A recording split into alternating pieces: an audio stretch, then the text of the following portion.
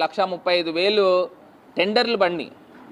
అంటే దీన్ని యావరేజ్గా చూసుకుంటే 2600కిను 1,35,000 చూసుకుంటే ఒక్కొక్క షాప్కి 1:48 రేషియో వస్తుంది. అంటే ఒక షాపుకి 48 నుంచి 50 టెండర్లు బండి అన్నమాట. కానీ ఆంధ్రప్రదేశ్ రాష్ట్రంలో 3,400 షాపులు ఉన్నట్టున్నాయి సుమారుగా. దానికి పడిన టెండర్లు నిన్నటికి 9,000 కూడా పడలా. మరి ఇవాళకి ఎన్ని పడినాయో ఒకసారి లెక్కలు తీసుకోవాలి. అంటే దాని లెక్క చూస్తే 1:3, అంటే ఒక షాప్ ఉంటే 3 టెండర్లు పడినాయి.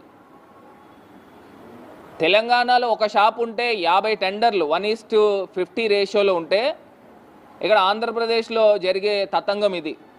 అంటే వీళ్ళు ఎవరికి గండి కొడతా ఉన్నారు? ప్రభుత్వ ఖజానాకి గండి కొడతా ఉన్నారు.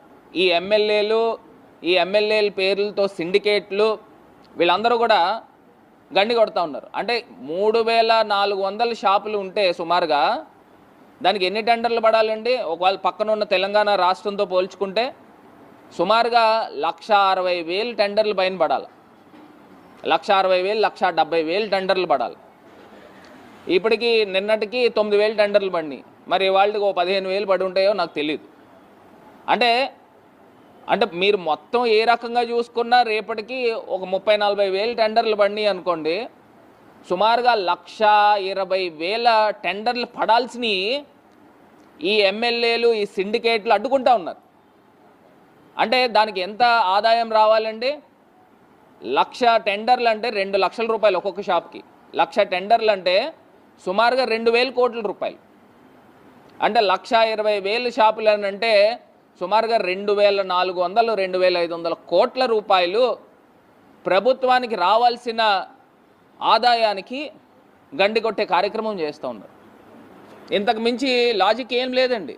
ఇప్పుడు చంద్రబాబు నాయుడు గారు చెప్పింది ఏంటి? సంపద సృష్టిస్తానంటే ఎమ్మెల్యేలకు సంపద సృష్టిస్తూ ఉన్నారు, ప్రభుత్వానికి కాదు. ప్రభుత్వానికి కానే కాదు. గతంలో జగన్మోహన్ రెడ్డి గారు ఉన్నప్పుడు 45,000 పైన బెల్ట్ షాపులు ఉంటే ఈ షాపులన్నిటిని కూడా పూర్తిగా రద్దు చేసిన ఘనత గత ప్రభుత్వంలో ఉంది. మళ్ళీ ఇప్పుడు ఈ 45,000 బెల్ట్ షాపులల్లా దానికి డబుల్ అయిపోతాయేమో ఇప్పుడు రాబోయే రోజుల్లో. అంటే వీధికొక మద్యం దుకాణం పెట్టే కార్యక్రమము ఇప్పుడున్న ప్రభుత్వం ఆలోచన చేస్తూ ఉంది. ఒక్కసారి మనమే గమనిద్దాం. ఎందుకంటే రేపటికి కంప్లీట్ అవుతున్నాయి. ఎప్పుడో 11వ తారీఖు ఎప్పుడో ఓపెన్ చేస్తారంట, 12వ తారీఖుకి. అంటే మొత్తం అంతా కూడా వాళ్ళ కంట్రోల్లో, ఎమ్మెల్యేల కంట్రోల్లో పెట్టుకుని ఈ యొక్క వ్యవహారం జరుగుతూ ఉన్నదనేది ప్రజలు గమనించమని కోరుతా ఉన్నా. ఇది కాకుండా ఉచిత ఇసుక, అంటే ఉచిత ఇసుక గురించి మనం ఎంత తక్కువ మాట్లాడితే అంత కరెక్ట్.